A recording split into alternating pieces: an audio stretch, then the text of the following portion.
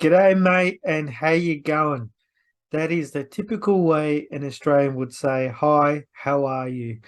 In today's video, what I'm going to do is have a rant.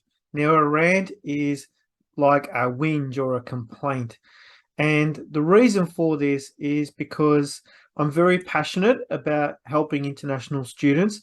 And the last thing I want to be able to see is international students being taken advantage of. So in today's video, I want to talk about some of the things that you need to consider as an international student coming to Australia, in what your rights are, and just some of the scams that you need to think about and avoid for the future so that you don't get caught out. So let's get started. Now, I've been in the education sector here in Australia for over 20 years, and I've seen a lot of different things, and it really gets on my goat or really frustrates me when I find that international students are taken advantage of. So just to make it clear for you today, if you are going to be working in Australia and you're working as a casual, you need to understand that the minimum hourly rate for a casual as of the 1st of July 2022 is $26.72. So that includes casual loading of 25%. So if you're working permanent part-time, then your hourly rate would be $21.38, or that's the equivalency of a full-time hourly rate as well. But when we have casuals, casuals get generally a little bit more because the work is not sustainable. It's not always going to be there, so you get that little bit extra. So please bear that in mind whenever you're working. If somebody's saying, look, I'll pay you $12 an hour or I'll pay you $15 an hour, that is not right. So I just wanted to make it clear. And so that you get paid what you're worth as well. Very important. So in addition to that as well, you are also entitled to superannuation of 10.5% of what you earn. So it doesn't matter whether you're casual, full-time or part-time, from the 1st of July 2022, everyone is eligible for superannuation. Now, what superannuation is, it's like a fee that is paid by your employer that goes towards a retirement fund. Now, as an international student, you will have access to that a little bit earlier compared to a standard Australian resident, but you will have to apply for it in the future. The other thing I wanted to mention is when it comes to work, you are entitled to breaks at least every 3 to 4 hours. So do make sure that you do get your 10-minute breaks and that you get your lunch breaks and things like that. The most you can work in any one shift is 12 hours, and that needs to be negotiated as well. And you need to be given fair warning that that is coming up too. The minimum shift in Australia is 2 hours. So anything under that is not right. So if boss calls you in and says, I need you to come and work for a few hours, minimum is 2 hours. And normally you would come in for a shift, probably at minimum at 4, but 2 is your minimum. When it comes to renting accommodation, your landlord needs to advise you when they're going to come and visit to undertake a house inspection. They cannot just come in and say, hey, I'm here to do an inspection unannounced. So they need to give you at least a day's warning that they're going to be coming around. This allows you to tidy up and maybe put away some personal things and things like that, because, you don't want to get them broken and it's nobody's business what you have. So a landlord needs to give you some form of notice, generally in writing. They can do it by phone call, but it needs to be at minimum of 24 hours. When it comes to internships, your school will give you a guideline of how many hours you should be undertaking for your internship. So they will vary between course to course. So for example, if you were undertaking an internship in community services, it could be anywhere between 120 hours to 400 hours. If you're taking an internship, say, maybe in electrical, might be 360 hours. So they will all vary based around the level of the qualification and how many hours of the internship you're required to do.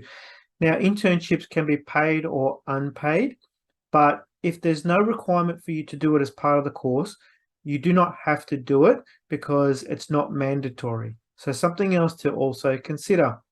Now, if, for example, you do manage to find an internship opportunity, the rule of thumb is that if you are doing this outside of your school hours, you should not be doing more than 200 hours in a year.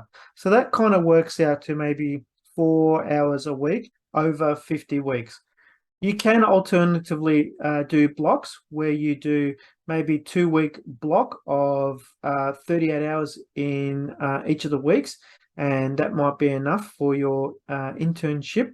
But generally, if it's going to go beyond that, then there should be some kind of payment expected, because it can be seen as taking on a job role that could be going to somebody else to be paid, and it could be classed as a form of slave labor as well. And Australia opposes slave labor. So let's say you purchase an item and it's faulty. You are protected by consumer rights.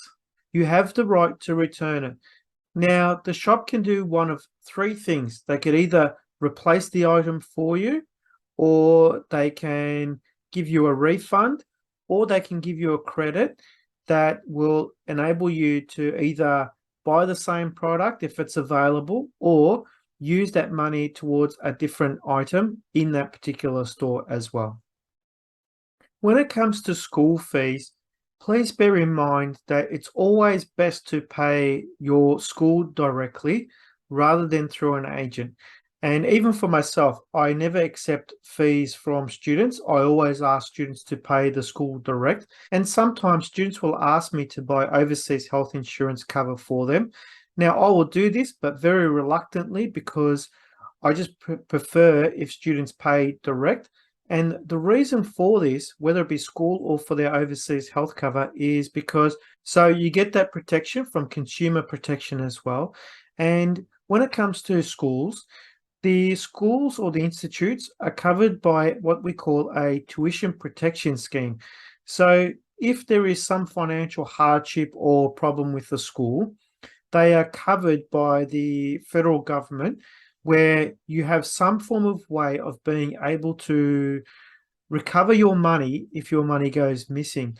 Now, if you were to pay an agent direct and let's say the agent disappears, then you have no way of being able to recover that money.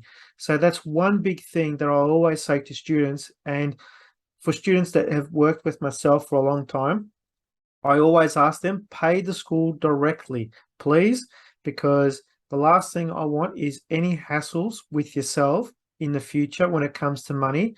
My goal is to have a long-term relationship with you, not a short-term one. If for some reason your visa is cancelled, the school is obliged to refund your money less an administration fee.